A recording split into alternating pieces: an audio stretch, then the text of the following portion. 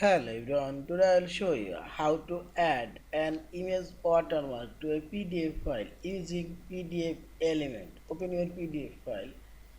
Now select edit option and select this watermark option and select again here add watermark and now select this file option and type here your watermark file name or click on this three dot option and open from your folder and desktop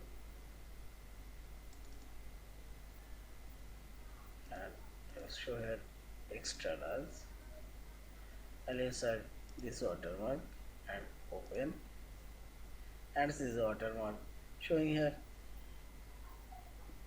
You can rotate this watermark or not rotate and rotate 45. This proportion of this size I'll make it 100% or I'll make it 70%. This absolute scale again fixed no, and this watermark transparency. See this, you can put it behind text. I'll put it behind text and simply select apply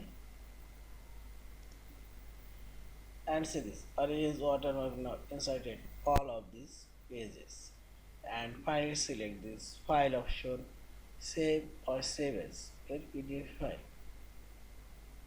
Yeah, thank you for watching. Please subscribe, like, share and comment.